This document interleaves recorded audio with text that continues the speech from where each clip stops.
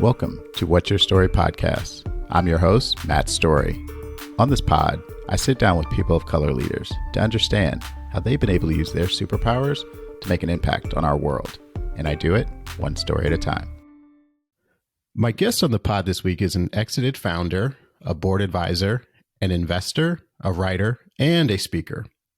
She's also been featured in TechCrunch, Vogue, Goop, Forbes, Entrepreneur, Fortune, and many other publications that the list keeps going on. But I'm really looking forward to learning more about her story firsthand. So please welcome Nathalie Walton to the show. Thank you so much. It's such a pleasure to be here with you today. Well, thank you. When I was doing my research, I must say I got really excited about talking to you and hearing all about the behind the scenes of all those accolades and accomplishments that you've been able to collect.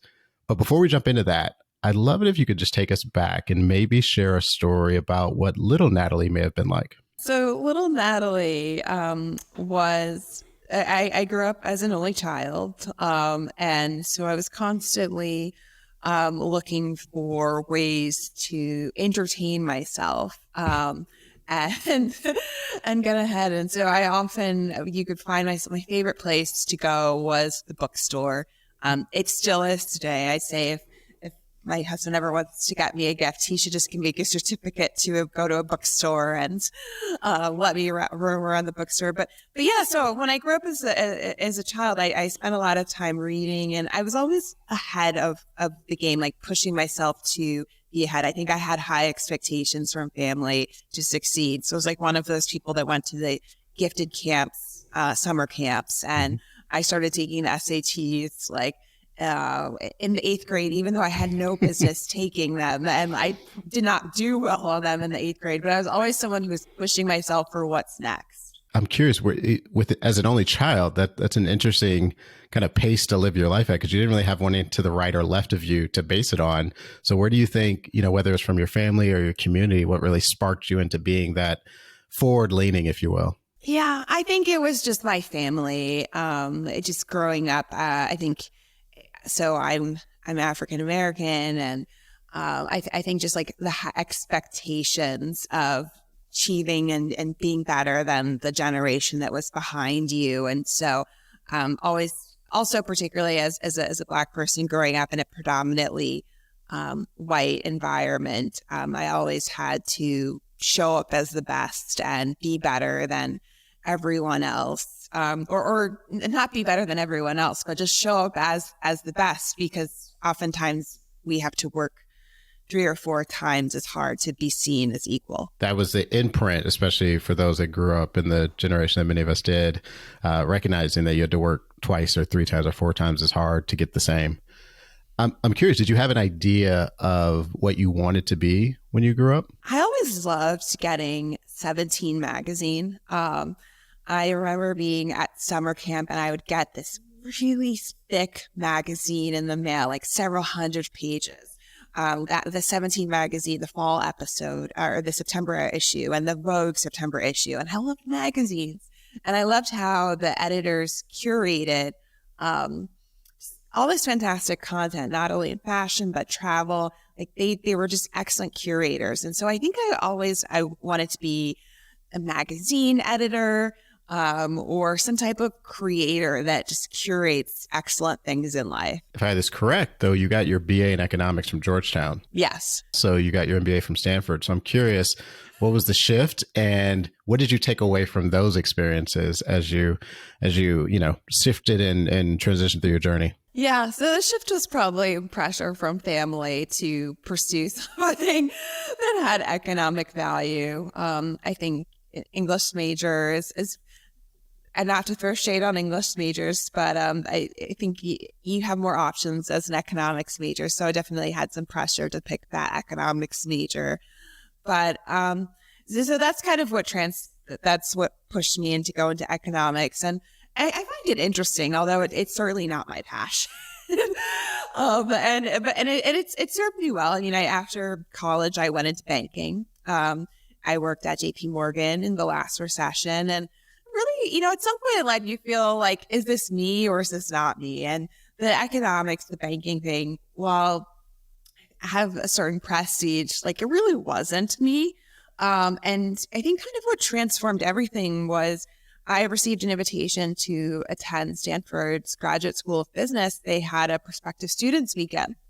And I went out to Stanford, really with no expectations. And I met an entrepreneur who was a student, and he was building this music business. And he was oddly successful, but he was himself. He was doing what he loved, and he was successful. He was making money. And for the first time in my mind, it just clicked. It's like, oh, you can actually do what you want to do in this life. You don't have to follow this formula where you have to be a banker, you have to be a management consultant, or go into marketing. You can create your own path. And I mean, I would say like it took me a long time to actually do that, but that's what caused me to say, I need to do everything in my power to get into Stanford Graduate School of Business. And so that's what I did. I put all of my energy into finding a way to make it into the class of 2012.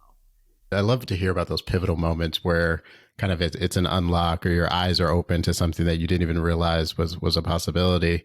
But after business school, and you had the opportunity to collect a wealth of experiences from like the who's who of brands, so eBay, Google, Airbnb. What did you take away? Because all of those companies are category leading in their own right.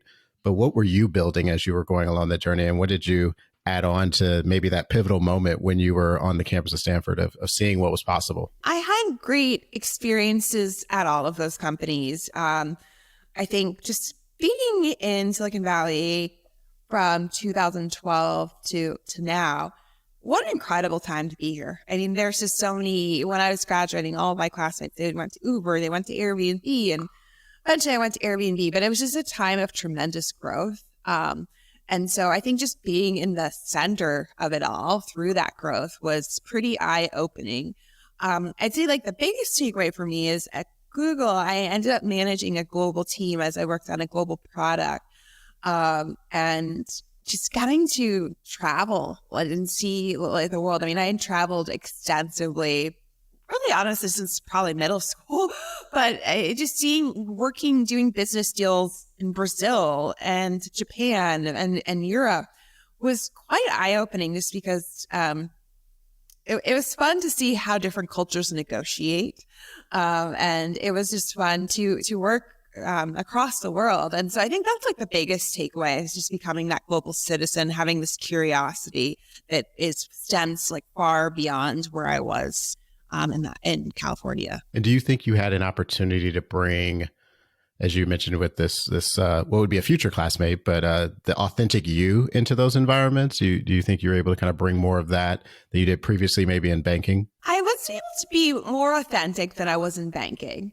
But as I feel that I'm truly authentic today, it was really just a fraction of who I feel comfortable now that I've proven myself as an entrepreneur and really feel comfortable in my skin. So it was like, I was a quarter of the way there on feeling the permission to live authentically. Yeah, it's interesting. This is an area that is very topical for me because I've been looking at, kind of what's interesting is that it's a majority of employees feel that they're repressing some form of their identity as they go into corporate spaces, as they go into the work environment. And you would think that it's, only, it's a me thing. Maybe it's just me that's holding back, but it's like over 80% of people hold back some part of their identity to hopefully progress in their careers. And I'm curious, you said that you had the 100% authentic now versus 25% then. Like, do you think it was that you had the confidence because you had the experiences? Do you think it was the environment around you? I'm curious, what do you think allowed you to expand on the 25 that wasn't necessarily there then that became available? So let's take the example of my hair, for instance. I think Black women's hair, always a hot topic. For most of my life, probably until almost age 30, I wore my hair in braids, like very professional braids. But the reason I wore them in professional braids was because they were professional and I didn't have to worry about my natural hair, going out on its own because natural hair it's big. And somewhere around 30, I decided, okay, I want to learn how to take care of my natural hair. And this was at a time where I was working in corporate. And I'd say it's like, even though my hair was natural, I still didn't feel comfortable showing up in my natural haired self. So like I would go to the salon for 2 or 3 hours, or I would do other hairstyles. And I just didn't have that confidence to show up as myself. And I'd say what really changed is I have to credit people like Bozoma St. John and just other Black women who put their foot down and said, this is me, take it or leave it. And these women are really successful in their scene. And they gave me the courage to say, enough is enough. This is who I am. I am happy with who I am, and you just have to accept me who it is. So I'd say it really was, it was other people paving the way for me to feel comfortable. It's beautifully said. And I think there's so much in there. I equate it to, for me, it was sneakers and feeling confident to be like, this is something that I'm not doing it just because of comfort. I'm actually doing it because this is part of my identity. I grew up in a certain time frame where sneakers said a lot about you, whether it was in a particular sport or, in a, streetwear and all that type of thing. And as a marketer and as brands that are trying to tap into culture, I'm actually giving you access to something that isn't in the job description because it's something that I'm passionate about. And when I started doing that, what I found is it actually created connections that I never estimated. I never thought were there because, you see somebody in the hallway and like, oh my gosh, I remember those Jordan 5s and I was doing this in this grade and blah, blah, blah. Or I remember when I got my first pair of ones, and it created connections with people that I don't think I ever would have had. But to your point, I had to have the confidence to know that like my work product is not going to suffer because of what I'm wearing on my shoes, or people aren't going to look at me different or not believe what I'm bringing to the table. But there was a little bit of that. I had to kind of step out on a limb and know that I could be confident in doing it. Yeah, I love that story. So you transitioned more from the corporate to the entrepreneurial side. What was that shift like? And what gave you, again, the confidence to step into it and take probably what was more of a risky move than what you had previously done? I had inspirations of becoming an entrepreneur, but I'd say in probably 2015 to 2020, I had something bubbling up inside of me of this desire to become my own person. And I listened to so many podcasts, and I just followed a lot of inspirational leaders on Instagram, like, as I mentioned, Bozoma, Eva Chen and Cindy Ramirez from Chill House. And I realized that, oh, okay, as a female of color, it's possible for me to step out on my own and be my own leader.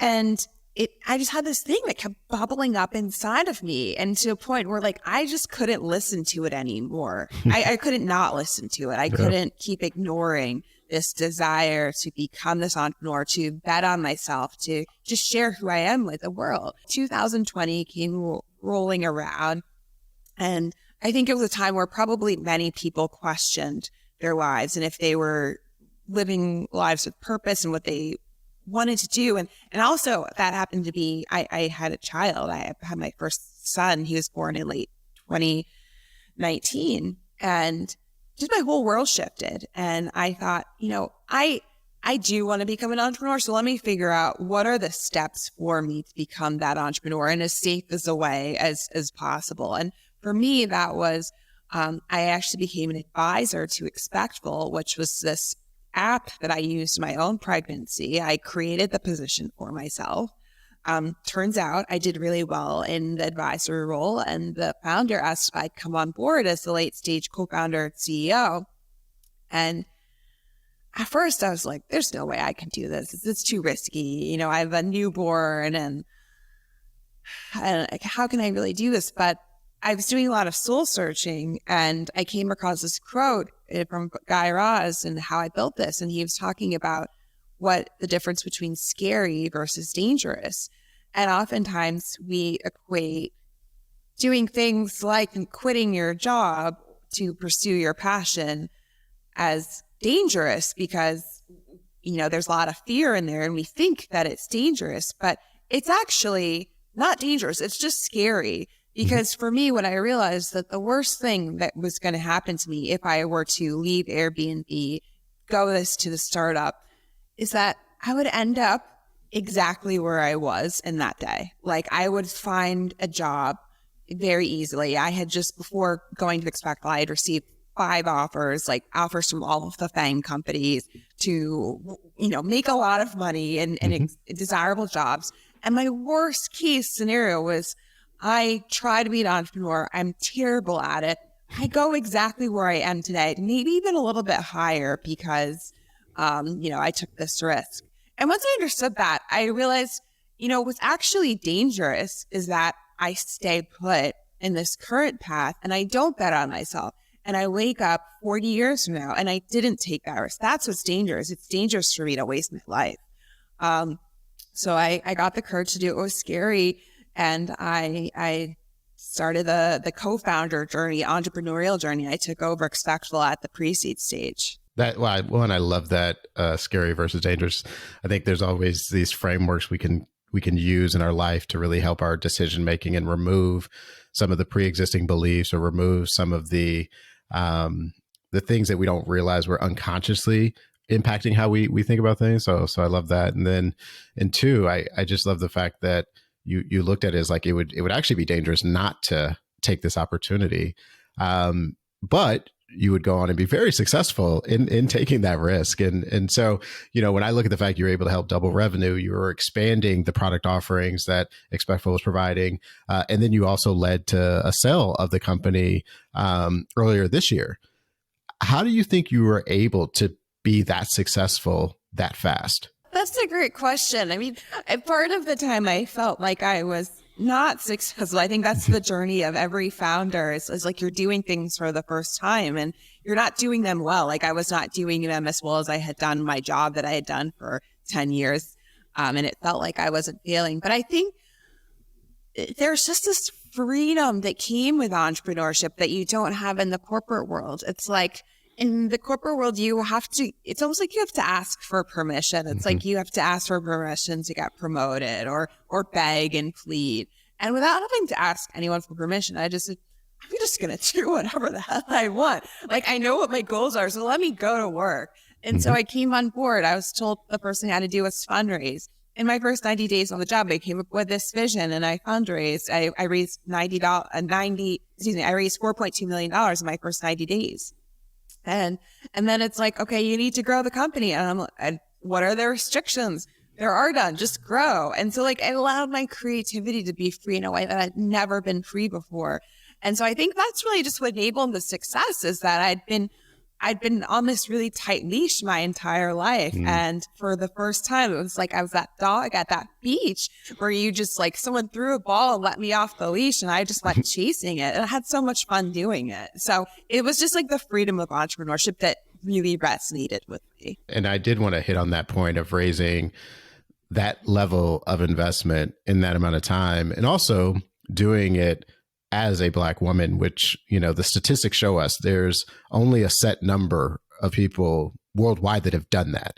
And so I just want to, one, give you kudos for being in that group. And two, I'm curious if there were someone listening that is in a similar position, they may be a woman, they may be a woman of color, that's raising funds. Like what would you tell them to do from that confidence standpoint? Because I think seems like that's a consistent theme. It's like stepping into things confidently. Like what would you encourage them to be confident about as they're going through that process? Yeah, I think fundraising is like anything that it's a learned skill and it's something that everyone can learn how to do. I just happen to probably be good at it because I've spent my career in biz dev and strategic partnerships where I was pitching partners. And so I had that confidence.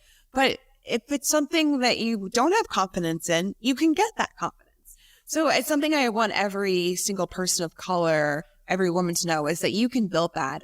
In particular, something that helped me was that I had coach. I had a team that was supporting me. So they just told me, this is what you need to do.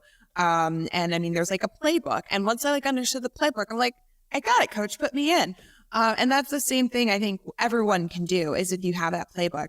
I'd say something I do think a lot of perhaps women of color, and just people of color in general might go wrong is trying to use VC funding for businesses where VC doesn't make sense. And that is where I think a lot of people receive a lot of frustration and what might come across as rejection when it's not them. It's that their idea isn't necessarily meant for venture capital. I see a lot of women, like we build products and businesses that are meant to solve our needs, which is a wonderful thing, but sometimes that doesn't necessarily mean it's a venture-backed business. And so when you go out to fundraise for it, you get rejection, and which is an awful feeling, but it's actually kind of a blessing, because you don't want to raise venture capital unless you're really building a business design. So I want to switch to the brand of Nathalie for a bit. What would you say is your superpower? One of my superpowers is it's really being able to build partnerships and see creatively partnerships. I mean, that's how I was able to partner with the founder of Expectful to come on to create this epic role for myself. It was the partnerships that I formed along the way at Expectful with our venture capitalists, with our users, and like our B2B partners. And then it was finally the partnership that like I formed with Nathalie Walton, who's the CEO of Babylist, and built our relationship that led to our acquisition. So I think one of my superpowers is building those partnerships and relationships. Where do you think that came from? Like, can you go back to a time being in the library, being in the bookstore? Like, where do you think that, what was the early parts of building those skills and abilities? That is a great question. I actually don't know where it comes from, except I guess my closest bet would be my first job out of college. It was at JP Morgan. I was at the private bank where we worked for a lot of rich people. And rich people are a pain in the ass. And you kind of have to cater to their every need. And so like, if I wanted to be successful in my job, I had to think about all of their needs, bend over backwards for them, and just put together these proposals and deals that would work so well and accommodate them. And I've just kind of taken that customer service mentality throughout me in my career of like, how do I like put my needs second? How do I accommodate you? How do I build this really great collaboration? So, you know, it turns out that if you serve someone well, chances are they will serve you well too. And it actually forms a relationship. So I do appreciate that I had to work for like very demanding people as my first job. No, that sounds like a great training ground for all the things you would go on to do. I'm curious, you mentioned your first son earlier, but how would you say motherhood and even wifehood have impacted your journey? I'll start with wifehood. Is that I've now known my husband. We've been together, not married, but we've been together for over 15 years. And I think that having a partner, that is the most important decision you will ever make. And I go back to a time when I was at Stanford Business School. There's a class called Work and Family. And in that class, they recommend that you have these contracts conversations with your partner to see, like, paint out, here's the picture of where you want to go in the future as like your partner on board. They also recommend like premarital counseling. And even though I'd only been with my husband, we had only been dating a couple of years at that time, I told him, like, we have to go to premarital counseling, even though we're so far away from it. And we have to have these conversations now. Like, we have to have these conversations. I want to be a CEO. Like, I want to be a leader. I'm not going to step back from my career. Like, I'm going to be the breadwinner. How are you going to support me? And my husband at the time, while I was at Stanford Business School, my husband was at Stanford Law School. And so he's also like, okay, well, I also have all of these ambitions for my career. So like, I want to support you 100%, but like, I'm also going to be doing this too. And so I think it was like those conversations that we had that really set me up for success, because my husband is my biggest supporter and that he champions all of my work and allows me and enables me to be the person that I am. And likewise, I hope I support him. And so I think that just finding that partner is really the most important decision you will ever make, and to have those difficult conversations up front. And like, in terms of being a mom, I mean, I think that Everett, my son, is really the reason why I became an entrepreneur, and I finally got that courage to push myself, is that I realized, like, I only have one life, and like, I'm not getting any younger. And so like, my dreams can't wait. And so I took on the hardest job of my life with an infant. And was it easy? No, but I would do it again in a heartbeat, because it's like, I do feel that I'm much closer to finding my purpose. And there's just a beautiful thing waking up and feeling. I want to double like and repost and reshare your comment around your partner being the most important decision you can make, because it sets the standard of your life. So your goals, your aspirations, the community you keep, your day in and day out systems and everything, it's all determined based on who you spin and make those decisions alongside. So I definitely echo that. And then I'm actually going to challenge your last part where you said you had an infant when you took on your most challenging job. I'm pretty sure when you became a mom, that became your most challenging job.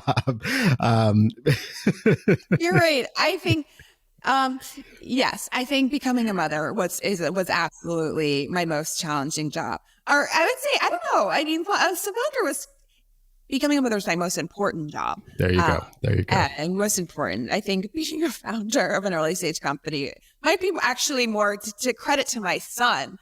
It's more challenging, but being a mother is far more important. I'm curious, have you had a mama we made it moment? I think I have. I've had many. I'm incredibly blessed in my life to get to do many things that I love. One of the most important things is traveling. And this actually goes back to my days at Google. Long before, back in 2018, before work from home was actually a thing, like I made it my point to travel a lot and see the world. And my whole dream in life is to become Parisian. My name actually, it's Parisian. It's French. It's Nathalie spelled with an H, which is French. I legally changed it when I was 4 to the French spelling because my mother brought me back a bracelet from Paris that had the French spelling. And so since 4, I've wanted to become French. And I wanted to figure out a way to do it. And so in 2019, I proposed to my boss, like, let me find a way to work from Paris for a month. And like, this is not a time where people are doing these things, but I found a way to make it happen. And so like, I managed to work from Paris for a month, and like I created like business trips, going to like Cirque and whatnot. And I realized, oh, wow. Like, even though I'm still in the confines of like a corporate world, don't love everything about this, like I'm still finding ways to make it my dreams become a reality. And that was just like one of the most magical months of my life, getting to live in France in November with my husband, pre-child. And so I'd say my moments, if we've made it, have started a long time ago, but that was one that particularly stands out. That's amazing. And I think within that, just being not afraid to ask, because the worst thing was going to happen. You would be where you were. So that's amazing that you even had the willingness to be like, hey, can we do this? Can we make it work? Yeah, that is, I hope that if there's like one message that I can impart, is just ask. Like the worst thing, I was a really strong performer. Like, are you going to disappoint a strong performer? Yeah. So it's like, you got to know what you're dealing with and then just push for what you want. But also it's like going deep to know, what do you want? I knew so desperately in like my bones that like I needed to be abroad. I needed to speak French. And that's what I asked for. And sometimes it takes a lot of time to understand what are your true needs. But living in France is wonderful. And I have to ask, because I have a 4-year-old daughter, how in the world did you convince your parents to change the spelling of your name as a 4-year-old? Je ne sais pas.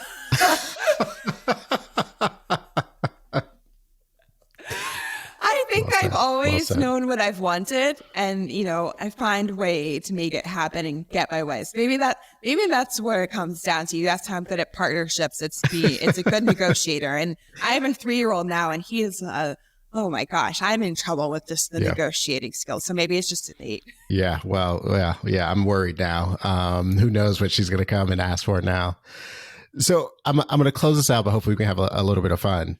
When they turn this story of your life into a movie, who would you want to play you on the big screen? So there's someone who I'm loving after reading her book, Viola Davis. I think her book is one of the most powerful stories that I have ever read. And she is just a woman to watch. So I think she's also, she's an incredible actress. So I say Viola Davis. Yeah, I think I'm 3/4 through it now. It's so good. So good. So good. What song would play in the trailer? This is going to probably date me, but Maybe it's Alanis Morissette's Isn't It Ironic?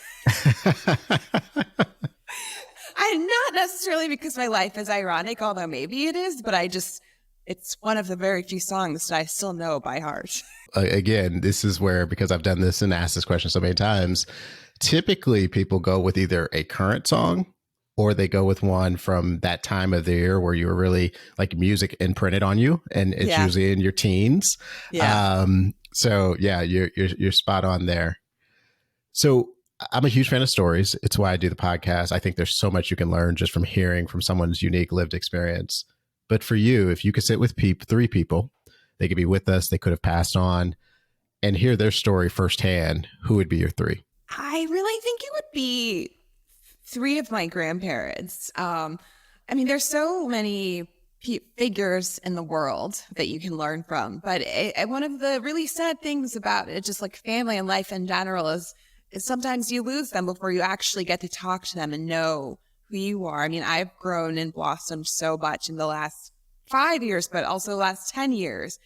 And a lot of this development has happened after I've become a mom, after like I've entered the workforce.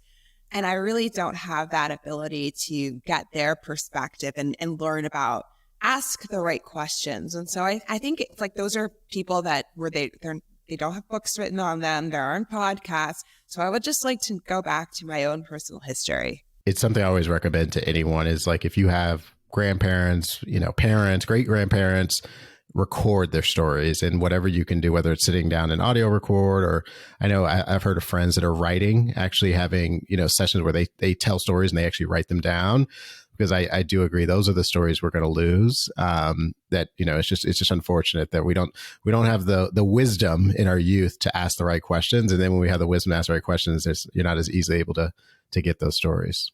Is there anything I didn't ask that you want to share, or anything you want to ask me? The one thing I want to share is just advice that I got in business school. And it's something that is really fun. And that's, you miss 100% of the shots that you don't take. I mean, I hope that like throughout this interview, that's kind of what I've imparted, but it's really true. If you don't ask for something, if you don't make that initiative, like you won't get it. And it's really incredible what happens when you just ask for what you want in life. Well said. Well said.